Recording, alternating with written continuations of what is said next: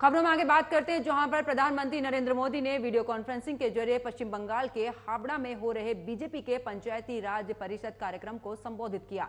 इस मौके पर पीएम मोदी ने बंगाल की सीएम ममता बनर्जी सरकार पर निशाना साधते हुए कहा कि पश्चिम बंगाल पंचायत चुनाव में टीएमसी ने कैसा खूनी खेल खेला है, ये देश ने देखा है।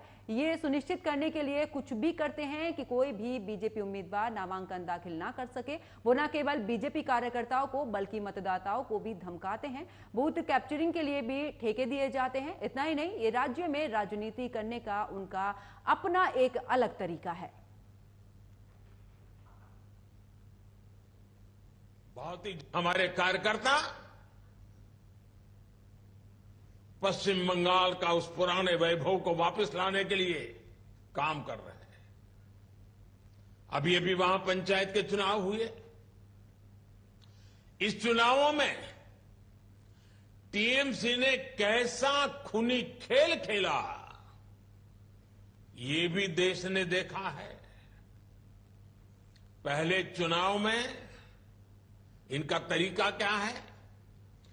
पहले तो चुनाव की तैयारी के लिए समय मत दो,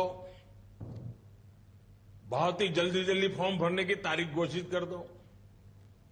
फिर कोई भी विरोधी दल का, कोई भी बीजेपी का व्यक्ति पर्चा ही न भर सके, इसके लिए जो कुछ भी कर सकते हैं करो। और अगर मानो उसने चातुर्यपूर्वक फॉर्म भरने के लिए जगह पर पहुंच भी गया तो फिर चुनाव लड़ने में अड़ंगे डालना, उनको घर घर जाने नहीं देना, प्रचार करने नहीं देना, धमकियां देना। और सिर्फ भाजपा के कार्यकर्ताओं को धमकाना ऐसा नहीं, वोटरों को भी भयभीत कर देना। हमारे कार्यकर्ता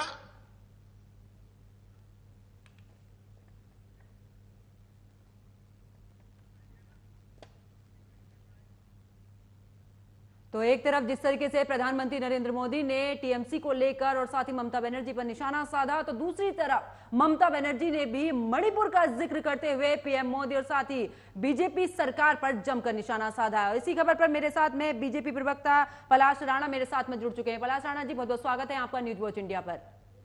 नमस्ते। पलाश राणा जी, एक तरफ जिस तरीके से प्रधानमंत्री नरेंद्र मोदी ने पंचायत चुनाव को लेकर टीएमसी को घेरा, तो भाई ममता बनर्जी भी मणिपुर को लेकर आप पर आरोप लगाती नजर आ रही है कि कभी भी मणिपुर पर लेकर सीरियसली बीजेपी की तरफ से कुछ नहीं बोला जाता, खास करके प्रधानमंत्री नरेंद्र मोदी की तरफ से। ममता जी को पहले उनका स्टेट में जो हो रहा है बंगाल में पंचायत चुनाव से पहले एवं पंचायत चुनाव होने का बाद जितना लोग मर गया है उसका पहले पूरा देश में जानकारी होना चाहिए, और वो जानकारी दिल्ली जाके ममता बनर्जी को देना चाहिए। अभी मणिपुर पे लेके जो दिल्ली में वो लोग आवाज उठा रहे हैं, इसका ममता बनर्जी को पहले उसका बंगाल में क्या क्या हुआ है उसका पूरा जानकारी देना चाहिए सारा देशवासी को। ये पहले करना चाहिए उनका। तो पलाश जी, उनका यह भी कहना है कि मणिपुर पर भी तो जानकारी होनी चाहिए। राफेल डील को लेकर आरोप लगाया है, नोटबंदी को लेकर आरोप लगाया है, तमाम ऐसे मुद्दे हैं जिन पर ममता बनर्जी आरोप लगाती नजर आ रही है। कभी भी बीजेपी इन पर नहीं बोलती है, और जब देखो विपक्ष की जो बातें हैं उनको उजागर करते हैं, उनकी तरफ से भी आरोप लग रहा है। नहीं, पूरा देश में जितना घोटालाबाज है, जितना राजनीतिक दल है, सब एक करके पूरा चोरी करने का, देश का बेचने का एक प्रक्रिया कर रहे हैं लोग। तो वो लोग तो भाजपा का, मोदी जी का तो विरोध करेगा, वो लोग तो विरोध करेगा।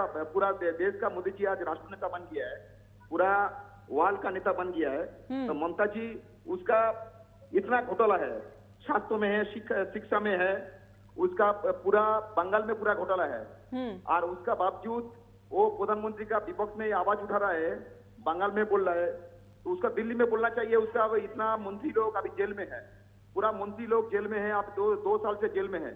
उसका सांसद लोग जेल में होता है, 3 साल 4 साल वो लोग जेल में होता है। उसका पहले जानकारी होना चाहिए, दिल्ली में उसका बोलना चाहिए पहले।